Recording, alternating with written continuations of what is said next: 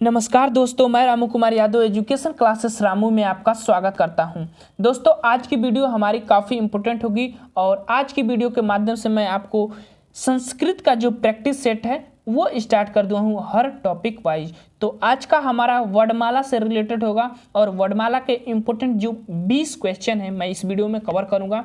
काफ़ी कम समय में हम ज़्यादा से ज़्यादा प्रश्नों की प्रयास करें। आज के लिए 20 ही प्रश्न होंगे। अगली जो प्रैक्टिस सेट आएगी संस्कृत का उसमें क्वेश्चन की संख्याएं बढ़ा दी जाएगा। तो अगर आप प्राइमरी सुपर टेट की तैयारी करते हैं तो यहाँ से 10 नंबर का प्रश्न जो है संस्कृत से आपको उसमें पूछा जाता है।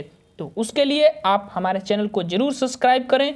जो महत्वपूर्ण क्वेश्चन होते हैं उनको इसमें कवर किया जाता है। तो आप जरूर देखिएगा। वीडियो पसंद आए तो वीडियो को लाइक शेयर जरूर करिएगा अपने दोस्तों के पास। तो प्रश्न नंबर पहला, च वर्ण कुत्र अंतर्भवती यानी च वर्ण किसके अंतर्गत आने वाला वर्ण है। तो सबको पता है कि च वर्ण किसके अंतर्गत आएगा, तो वह स्पर्श व्यंजन के अंतर्गत आएगा। इसीलिए बी वाला विकल्प जो है सही हो जाएगा। प्रश्न नंबर दूसरा, स्पर्शवणा के हैं। स्पर्शवणा के हैं इसमें से आपको बताना है। प्रश्नवाचक चिन्ह यहाँ पर है, देखिएगा ध्यान से। तो स्पर्शवणा के, तो स्पर्शवणा का द्योमावसान वणा। तो ऑप्शन नंबर सी वाला विकल्प जो है दूसरा का सही हो जाएगा। अब चलते हैं प्रश्न नंबर तीसरा, और प्रश्न नंबर तीसरा कह रहा है कि संस्कृत व्याकरण में मूल स्वरों की संख्या। याद रखिएगा, हिंदी में मूल स्वरों की संख्या अलग होती है। संस्कृत व्याकरण में मूल स्वरों की अगर हम संख्या की बात करें तो वह 5 होती है। अगर वहीं हिंदी में पूछे तो 4 होती है। इतना अंतर है, ध्यान रखिएगा। अगला पॉइंट है प्रश्न नंबर चौथा, और प्रश्न नंबर चौथा, निम्न में से कंठ से उच्चारित होने वाली ध्वनि कौन सा है। कंठ से, तो क वर्ग वाला जो कंठ से उच्चारित होता है, तो इसीलिए हम डी वाले विकल्प पर जाएंगे। घ जो है क वर्ग के अंतर्गत आएगा। तो चौथा का डी वाला विकल्प सही हो जाएगा।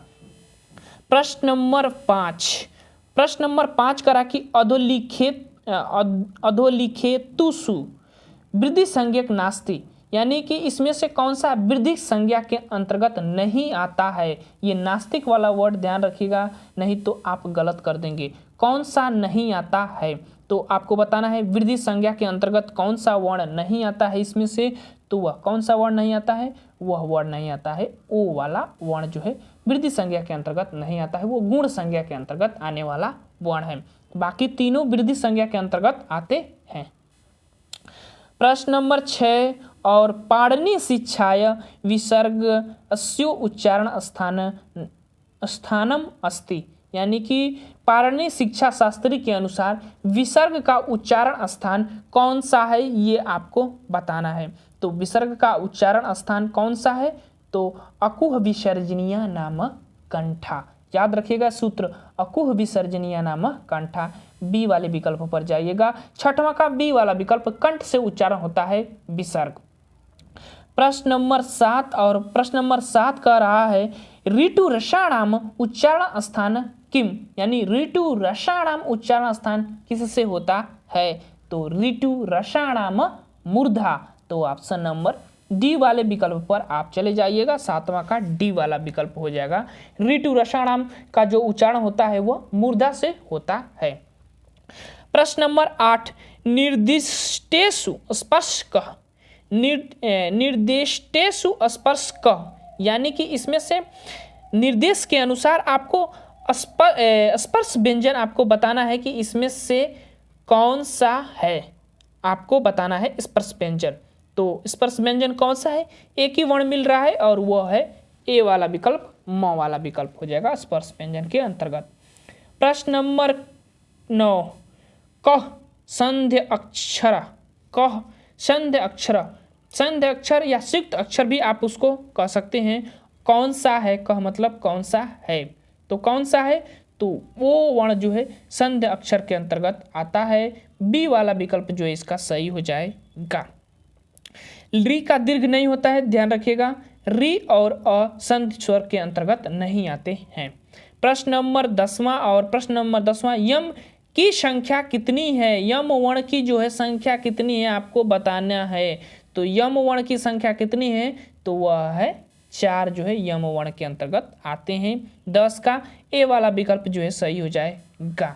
प्रश्न नंबर अब चलते हैं 11वें प्रश्न पर, और 11वां प्रश्न है कि स्वरों का प्रयत्न किस आधार पर किस अभ्यंतर प्रयत्न में है। स्वरों का जो प्रयत्न है किस अभ्यंतर प्रयत्न में आता है। अब प्रयत्न 2 प्रकार के होते हैं, एक अभ्यंतर प्रयत्न, एक बाह्य प्रयत्न।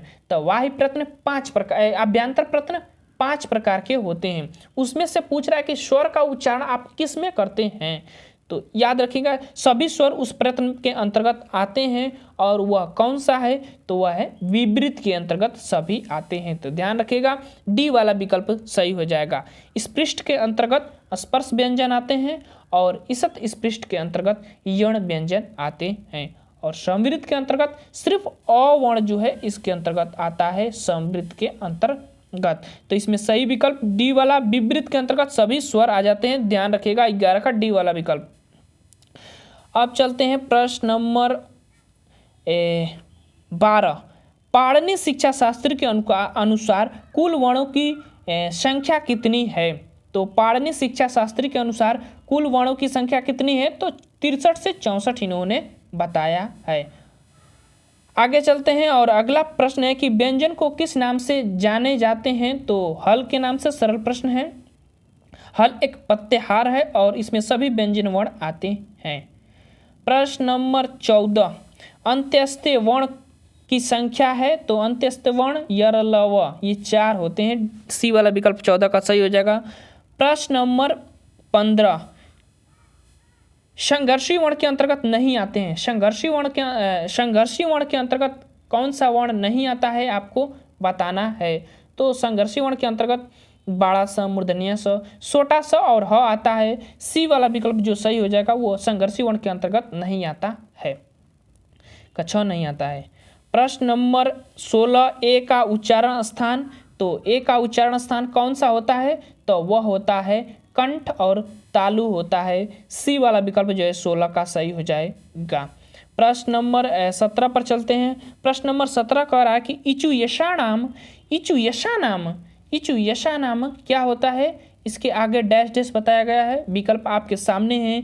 तो इचु यशा नाम तालु होता है।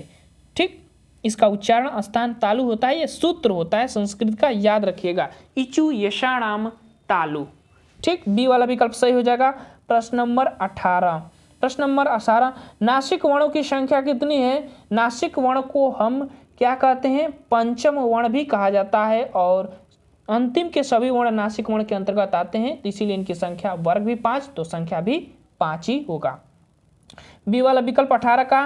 प्रश्न नंबर 19। और प्रश्न नंबर 19 कह रहा है कि य का उच्चारण स्थान तालु से होता है, और उच्चारण स्थान है, यानी कि य का उच्चारण स्थान तालु से होता है, और उच्चारण स्थान है, यानी कि य का उच्चारण स्थान तालु से होता है, और उच्चारण स्थान पूछ रहा है इसका। तो देखिए य का उच्चारण स्थान तालु से होता है, ये तो च छ ज झ इया, तो तालु से कंठ तालु से होगा इसका उच्चारण स्थान। लेकिन यह किसके अंतर्गत और आता है, ये आपको बताना है, प्रश्न घुमाकर बताया गया है। तो ये पंचम अक्षर है, इसीलिए नासिका के अंतर्गत आएगा। सी वाला विकल्प इसका सही हो जाएगा। प्रश्न नंबर 20 और इस वीडियो का लास्ट प्रश्न। त्रिमुनि के अंतर्गत नहीं आते हैं। तो सबको पता है भैया कि त्रिमुनि के अंतर्गत कौन कौन से आते हैं, पाणिनि, कात्यायन और पतंजलि। कात्यायन को वर रुचि भी कहा जाता है। तो इसमें कौन नहीं आते हैं, तो कालिदास जो है त्रिमुनि के अंतर्गत नहीं आते हैं। ये संस्कृत के त्रिमुनि होते हैं। तो याद रखिएगा ये थे हमारे 20 प्रश्न संस्कृत के वर्णमाला से रिलेटेड। अगला हमारा जो प्रश्न प्रैक्टिस सेट संस्कृत से आएगा वो प्रत्याहार से प्रश्न आ जाएगा। महेश्वर सूत्र जो होते हैं ना, उससे रिलेटेड वो सभी प्रश्न होंगे और काफ़ी इंपोर्टेंट होंगे, वहाँ से प्रश्न संस्कृत में बनते हैं। तो चलिए दोस्त वीडियो को समाप्त करते हैं। वीडियो पसंद आए तो चैनल को लाइक शेयर आप जरूर करिएगा। Thank you for watching this video.